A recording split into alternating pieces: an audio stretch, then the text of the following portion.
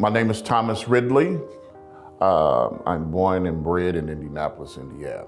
I attended Arlington High School, not really valuing education probably as I should have. I went for the so-called better paycheck. I ended up working for a particular company and I got garnishing. At that time, I had my own 2 children by a young lady, and I had a daughter, and then I was responsible also for the young lady that lived with me and her 2 children.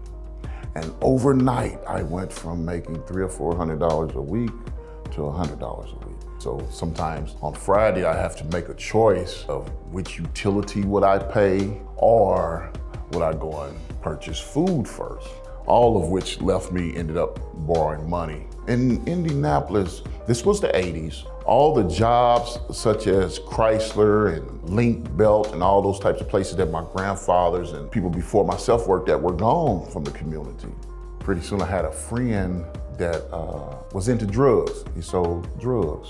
And he would always loan me money. But when I would come to pay him, he'd say, man, I hate to take this because I know you really can't afford it. He said, I tell you what, why don't you just take this here package and drop this off, and you just keep that money.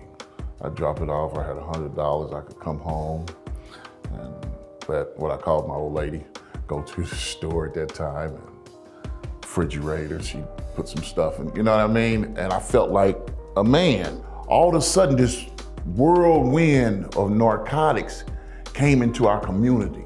Cocaine overnight went from a pricey number that only rich whites could afford to a number so low that you could afford to sell a $5 rock. And you were able to, with your own paycheck, purchase a substantial amount. And out of that, make an incredible profit from it. It was like everybody was getting into it. And then all of a sudden, everybody had money. It was nothing to look up and see the youngest of kids with brand new vehicles. All of a sudden, my money was becoming abundant. I was able to pay all the bills, get our gas cut back on legally. So, like I said, I never wanted to be in the illegal world, but to me, it was justified because I had to take care of my family. And the further and further that I got into it, the more comfortable I was able to make my family. So I think that was the justification in my mind. And the destruction that it ultimately did to our community was massive. It was like they loaded all of these drugs into our communities. And then once everybody made all the money and acquired all the trinkets that go along with this, the cars, the homes and such, they come back in the 90s and locked us all up. It was November the 10th of 1993 when about 6 o'clock in the morning, the front door of the dwelling where I stayed exploded, yielding federal, local, state authorities serving a federal warrant. Within minutes, I was in handcuffs in the back of a paddy wagon and taken down to the federal courthouse. I got 2 life sentences without the possibility of parole. Keep in mind, in the federal system, there is no parole. So basically my out date was deceased. All of us were getting massive sentences. I don't think anybody got under 30 or 40 years. The guys that pled guilty even got sentences like that. They made them think that they would get 10, and then once they came in, they enhanced them. It took me, I'm going to say 3 years to get over the hate, the disdain for everybody. I blamed everybody but me. The snitches, the police. Before you sit down and say, look, stop. Firstly, you put yourself in that position. It wasn't until my mom and my kids came to visit me and we were behind glass, I seen the hurt in my mom's eyes. You know, she was like, you gotta come out of here. So now my mind is coming around. And lo and behold, one day I sat in the yard. A few of the guys, they said that this one young man wanted to meet me. So I said, okay, bring him over. And so they brought him over and they set him down in front of me at the table where I was sitting there. And I said, how you doing? He said, okay, how you doing? And I noticed he was looking like he was looking at a celebrity. He said, you know what, Big T? That's what they called me at the time. He said, you know what, Big T? He said, I was in grade school. And he said, our teacher told us to write an essay on anything we wanted to write it on, just write an essay. He said, and all I knew was y'all. He said, so I wrote an essay on you and my group. Now this kid is sitting here, this kid has 99 years. And he said that the only thing that he knew to write about was us. He had seen us driving through his little town in flashy cars, the flashy women, the flashy money, and so on and so forth. And this amazed him. So this kid sat in front of me with 99 years. All I could think of is, am I responsible for him?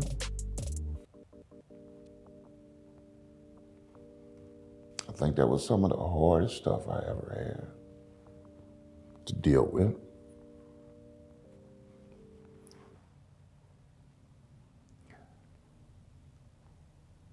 I made up my mind from then on that I would watch out for all of these kids. So I started teaching public speaking because I found out some of these children couldn't really speak. So a lot of times they would get into a fight because they couldn't communicate. And they would speak to the people. 400 or 500 people would come to the gym to hear them. I promised those people that if I ever got out, that I wouldn't forget them, that I would do everything that I could to help get them out. But until then, I'm gonna help you go out better than the way you come in. When they would leave to go home, I told them don't come back. Much to my astonishment, they continued to come back, a lot of them. I mean, within months. And they would say, T, man, it's nothing out there. I said, yes, it is. It's out there.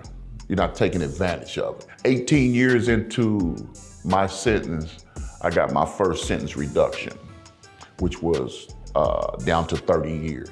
My beautiful lawyer, Sarah Varner, she ultimately got that sentence cut down, and it was time served. Ultimately, I did 22 years in a federal prison.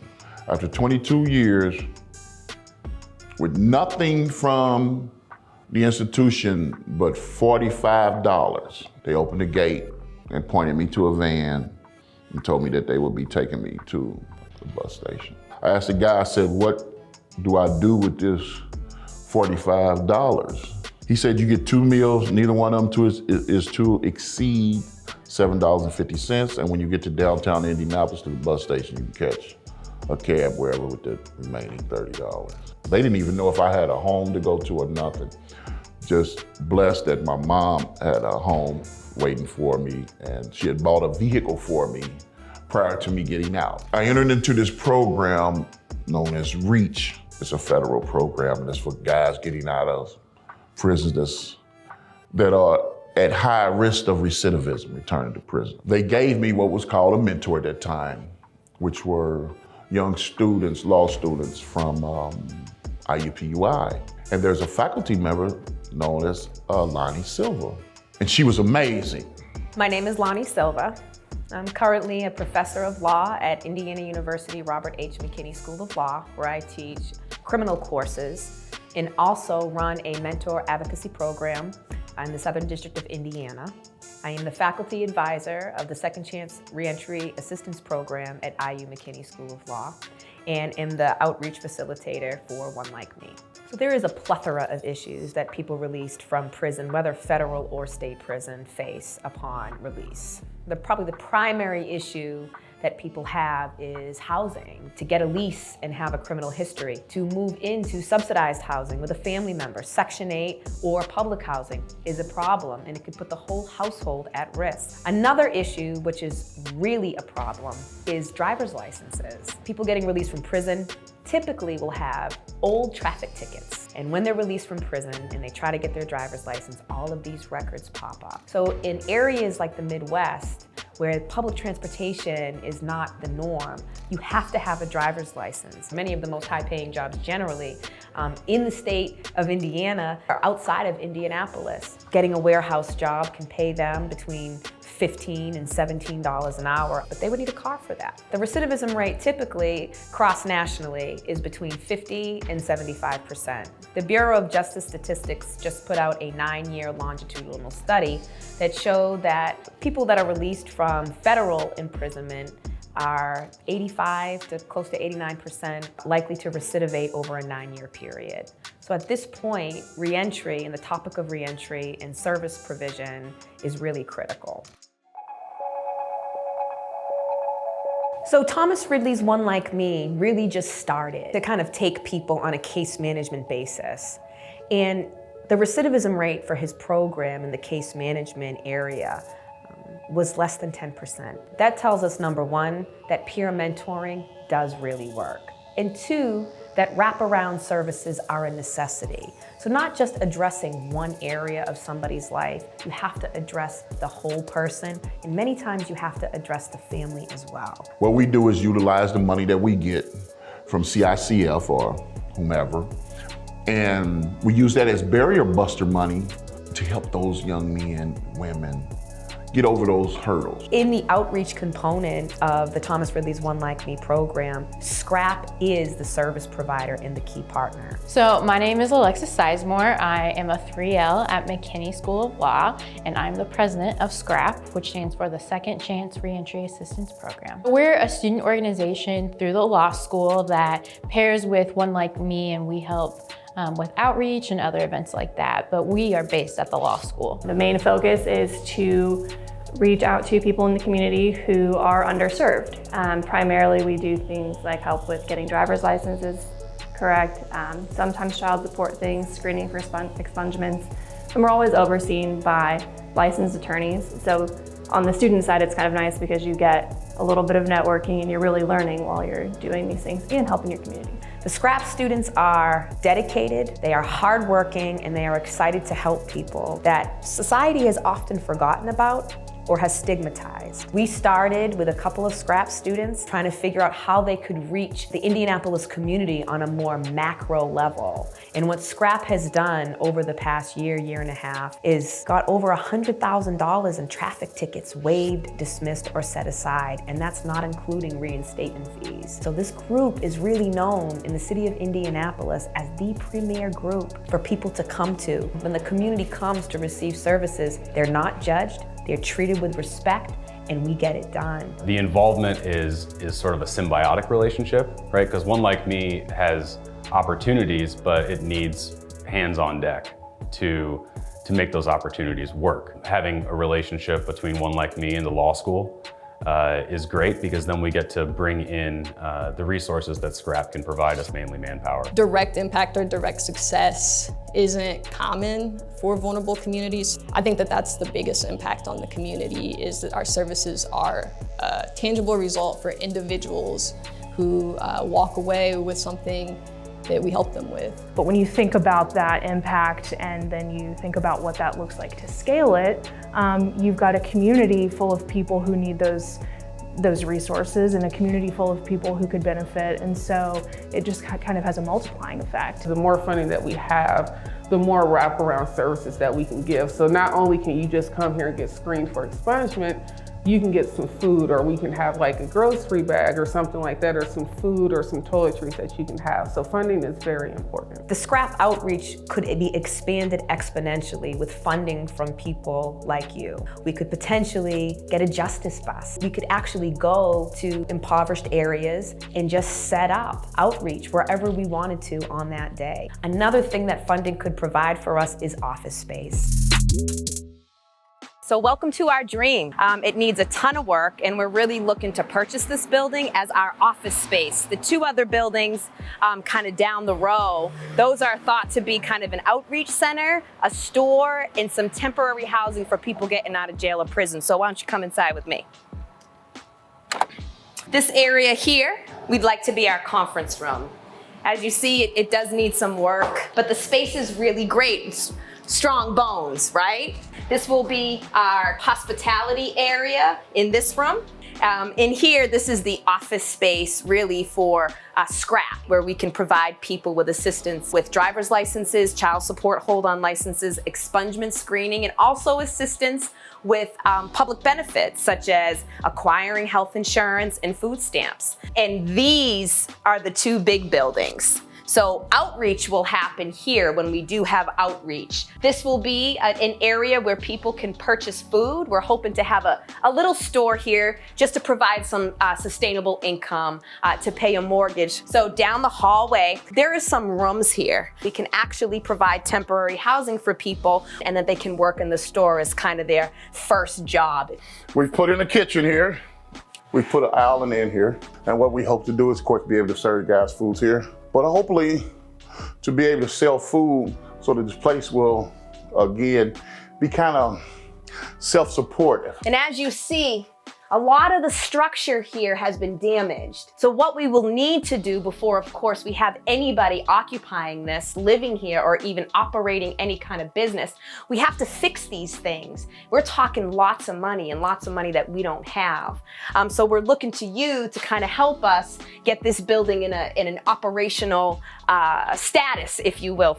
And so this is really what we're working with. We're over here on East 10th Street in Linwood Square in Indianapolis, which has a large re-entering population and typically not a lot of services to provide help to the people getting home. We've since had a couple of block parties here, and we've gotten a lot of positive feedback from the community, in a community that's rife with danger. They're so happy to see something positive. If you give a person that has done time like this a real chance, a real opportunity, you will choose it. That is what we provide for them. Most of the guys, like, you know, once they get out, they basically, majority of them, they have nobody. And a lot of these guys, when they come out, they only see one thing.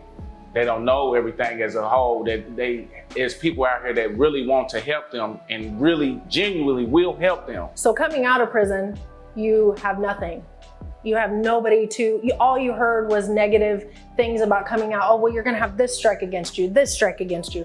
You're not gonna be able to get a job. Nobody's going to look at you the same as they ever did. You know, walking into the federal building, you don't necessarily always get positive vibes. There's so much positivity in these programs that knowing about it, coming out, would have been great, but the surprise of it was even better, because you expected the worst and you ended up getting the best. The REACH program has done a lot for me. Like I said, it's helped me have a positive outlook on things. And also they gave me tools that I needed to progress while on probation. I started my LLC on my own, but once I started it, I needed money to buy tools and things of that nature. They actually helped me get my whole startup. Throughout like I said, probation and programming, they helped me build my credit, resume. They definitely helped me do that because I'm not computer savvy, but I am now. So they helped me actually with a lot. When you first get out, you're struggling because nobody never wants to give you a chance. I've been to prison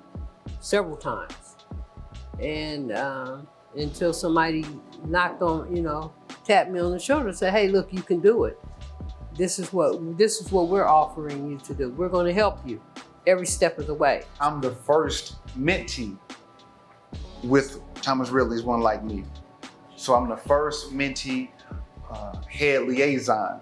So my staff title and duty with Thomas Ridley's One Like Me is I contact the gentlemen who are fresh out of prison or who are joining Thomas Ridley's One Like Me. I call them once a week. I ask them how they're doing. What are your problems? What obstacles you're faced with? To see more grassroots organizations like this, community-based, we're finding hope. They're instilling in us hope. Like there are options for us. My name is Mike Epps, and I was born and raised in Indianapolis, Indiana. It started off a little rough for me. I ended up being in the Department of Correction for a second. Real slight.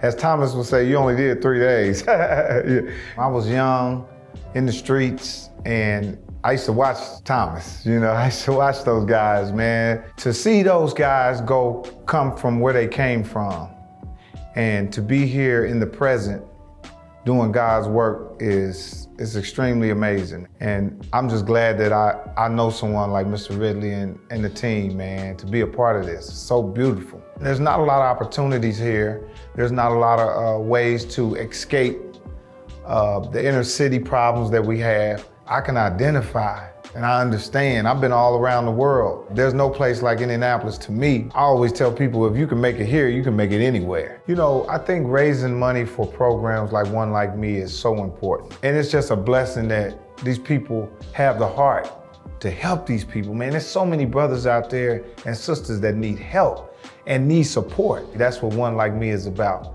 Support, love, and showing people that there is a second and third, fourth chances, whatever you need to keep going in life.